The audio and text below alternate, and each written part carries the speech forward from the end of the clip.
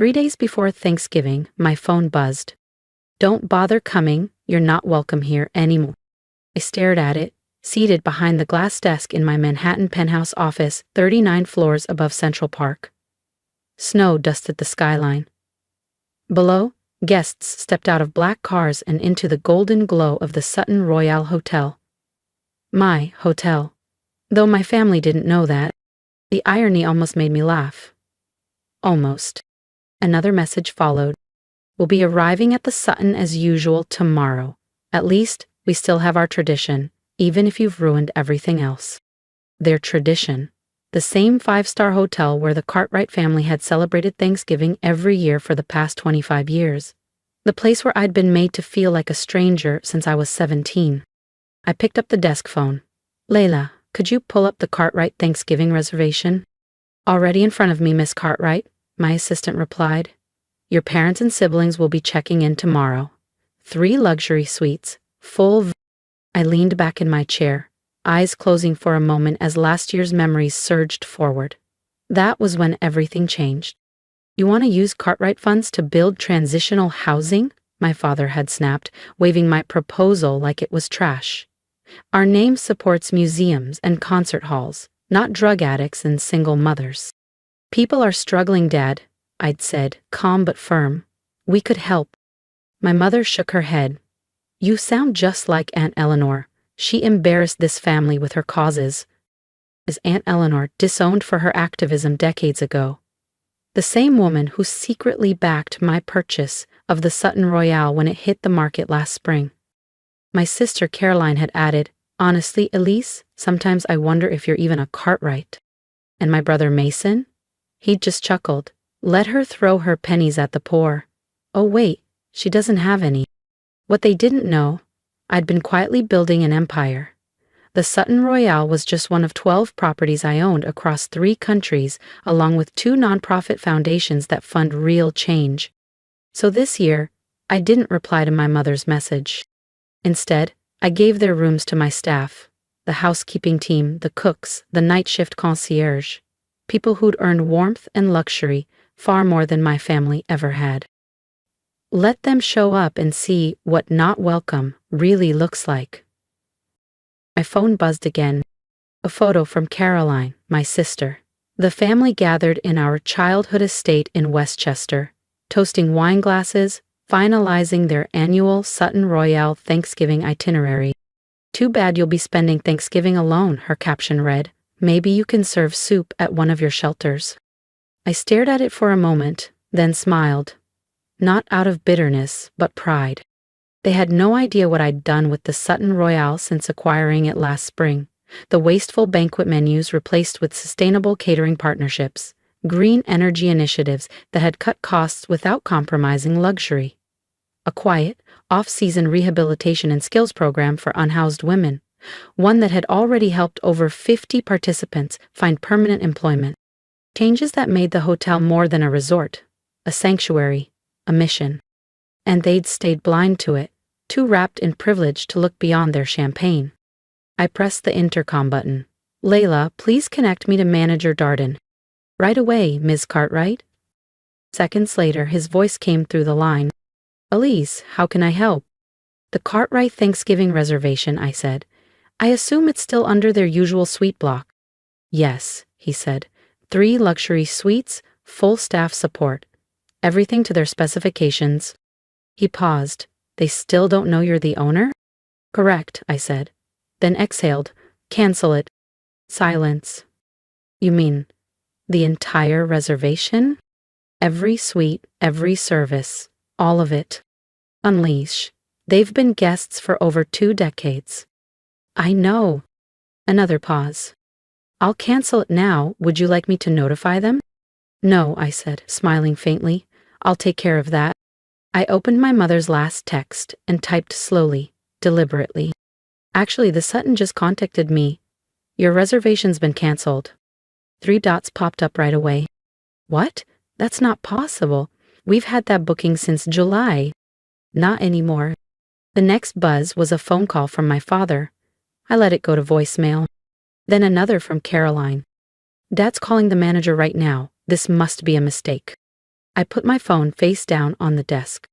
No, Carolyn, not a mistake. For once, you're just not welcome. Not because I was late. Not because I was too intense or too different, but because this is mine now. And I've learned that sometimes the best way to reclaim your place isn't to ask for a seat at their table, it's to build your own. And take back the keys they never thought you held. This is ridiculous. I waited, calm, knowing exactly what would happen next. Within minutes, my father's name appeared on my phone screen. A text followed. The manager says the cancellation came from the owner. This is outrageous. We're one of their most loyal clients. I took a deep breath and replied, yes, the owner canceled it. In fact, she's canceling your permanent booking altogether. A pause. Then, Mom. Since when does a woman own the Sutton Royale? My hands were steady as I typed the truth. Since last year, when I bought it. Silence. Then came the wave, texts from my brother Mason. Stop playing, Elise. From my sister Caroline. This isn't funny. Even my father. What are you talking about? I opened my desk drawer and pulled out the frame deed. The Sutton Royale, owned by Cartwright Hospitality Collective. Signed and sealed. Sent the photo to the group chat. More silence. And from my mother. This is impossible. You don't have that kind of money. You work for that nonprofit. I laughed. Actually laughed. They still thought I ran a local community outreach center, never once asking how I managed to fly first class or afford my Manhattan penthouse. Never wondering how that nonprofit work had me consulting for international firms and speaking at global summits. I typed, check the documents, Mom. The Sutton Royale is mine. Your special place now belongs to the daughter you disinvited from Thanksgiving. My office phone buzzed. Layla's voice came through. Elise, your father's on the line. He's demanding to speak to the owner. I smiled. Put him through. It was time. Elise, my father's voice came over the speaker, brittle and strained. What have you done? Nothing yet, I said calmly. But I think it's time we had a long overdue conversation about family, privilege, and consequences. Would you like to have it over the phone? I added. Or would you prefer to meet in person? I have a lovely office on the top floor overlooking your old Thanksgiving suite. The silence that followed? 20 years in the making. Hour later, they filed in like scolded children. Caroline in oversized sunglasses, Mason checking his watch, my parents stiff and silent. Gone was their usual arrogance. In its place, confusion, bitterness, and something unfamiliar. Fear. Please, I gestured to the chairs. Have a seat. Through the panoramic glass behind me, the Sutton Royale shimmered in the afternoon sun. My legacy. How? My father finally snapped, refusing to sit. How did you afford this place? I leaned back in my chair and smiled. Because while you were laughing at my causes, I was building a kingdom. If you believe quiet strength speaks louder than shouting, and that karma sometimes wears a tailored suit, don't forget to subscribe. Elise's next move will leave more than just her family speechless. You never cared enough to ask what I was really doing, did you? I said quietly. Too busy mocking my bleeding heart projects to realize I was building something. Building what? Caroline snapped, arms crossed. But I caught the tremble in her voice. Cartwright Hospitality Collective. Their expressions blanked. 15 luxury resorts, I continued, across 3 continents, every one of them sustainable, every one profitable, all of them blending elegance with social impact. My mother collapsed into a chair, her composure cracking for the first time in years. 15 resorts? She echoed faintly. But you run a nonprofit. No, I said, measured. I partner with nonprofits. We offer job training through transitional housing programs. We work with rehabilitation centers, shelters, and vocational schools. Sutton Royale alone has helped over 300 people rebuild their lives. Quietly, respectfully, with dignity. This is ridiculous, Mason scoffed. You're making this up. I leaned over and pressed the intercom.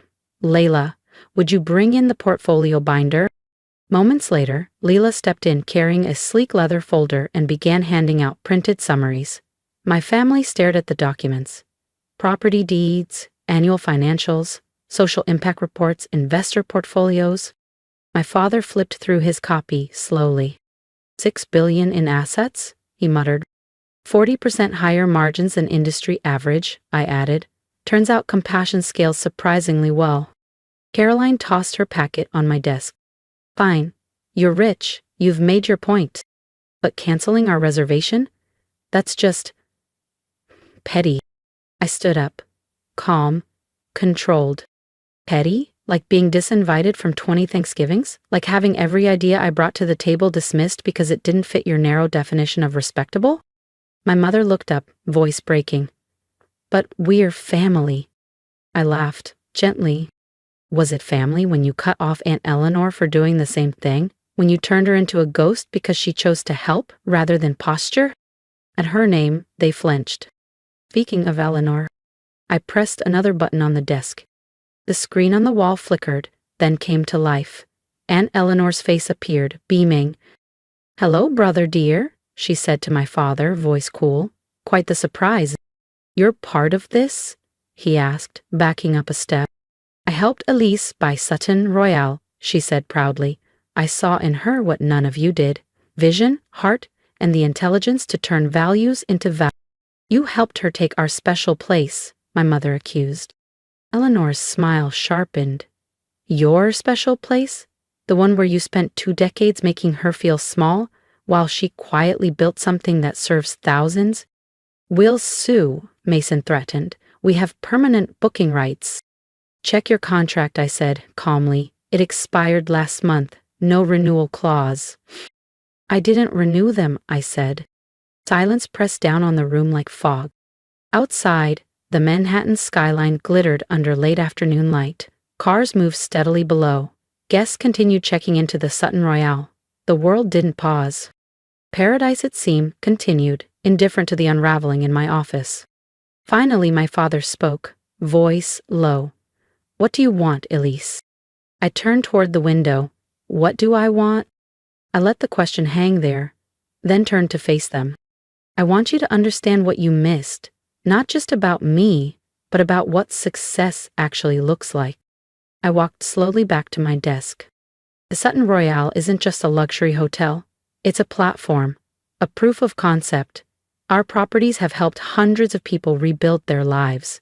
We've introduced eco-sustainable operations that the industry now copies.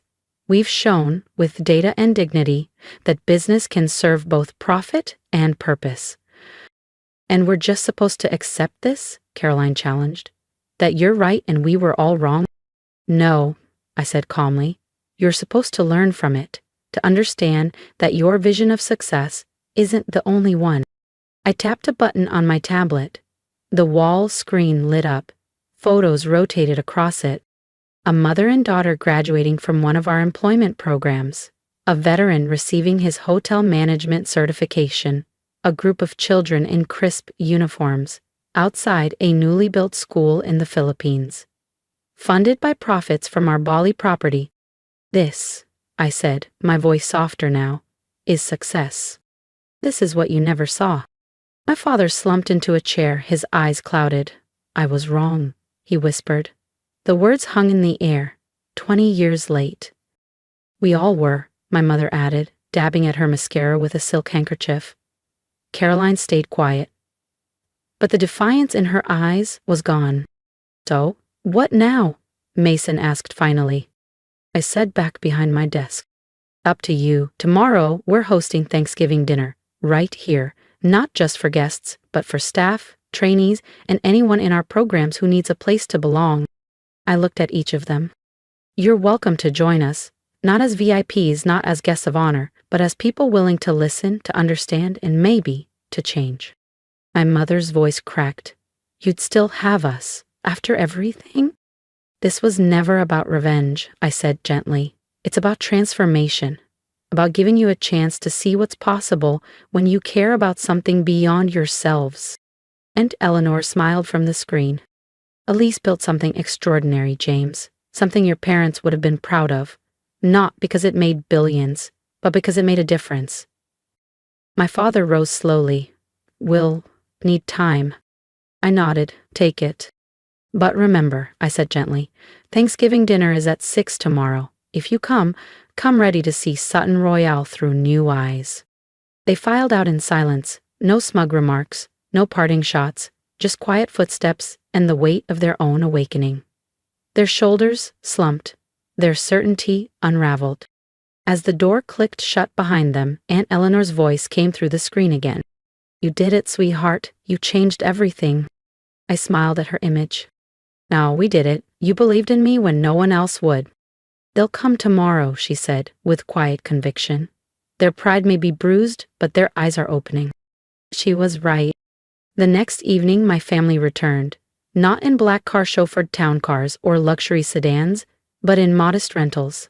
No red carpet airs, no designer bravado. They walked into the grand ballroom of the Sutton Royale, now transformed with long tables filled with staff, program graduates, and guests from all walks of life. Thanksgiving was alive in the room, warm, human, real. They sat next to the people they once overlooked. They listened to stories of addiction overcome, of careers started, of children thriving because their parents had been given a second chance. They didn't interrupt, they didn't flinch. For once, they absorbed. Caroline now oversees our education partnerships, developing programs that offer scholarships to staff families. Mason manages community outreach, coordinating with shelters and re-entry programs across the city. Even my parents have changed. They now proudly host events at the Sutton Royale, telling anyone who will listen about their daughter's vision for responsible luxury. Last week, a journalist asked me, why not cut them off completely? Why let them back in? I showed her a photo from last Thanksgiving. My family? Not posing, but serving, passing plates, sharing food, listening with open hearts, becoming part of something greater than themselves. Because, I told her, sometimes the best revenge isn't punishment. It's transformation. Today, Sutton Royale continues to thrive. Not just as a destination, but as a place where privilege meets purpose. Where luxury carries responsibility. Where lives change quietly, steadily, powerfully. And every Thanksgiving we gather here together. Not as the old Cartwrights, driven by ego, status, and exclusion, but as something better, something earned. Sometimes, you have to lose the version of paradise you were taught to want, to find the one that truly matters. Understanding. If you followed my story this far, I want to thank you, not just for listening, but for seeing me. For years, I was told my heart was too soft, my vision too idealistic, and my values too naive. But I've learned that quiet persistence can build empires, and compassion, when paired with strategy, can rewrite legacies. If this story resonated with you, I invite you to leave a comment below. Tell me what you would have done in my shoes. Would you have forgiven your family? Would you have given them a second chance? Your support means more than you know. Hit that subscribe button if you believe that power doesn't always have to be loud, and that success should lift others, not just ourselves. And here's my advice to anyone out there who's ever felt underestimated. Don't waste energy proving your worth to those who refuse to see it. Instead, build something so undeniable they can't ignore it. Create your version of paradise, one built not on ego, but on purpose. Because in the end, the best legacy you can leave is a life that made others better. And trust me, that kind of success never goes unnoticed.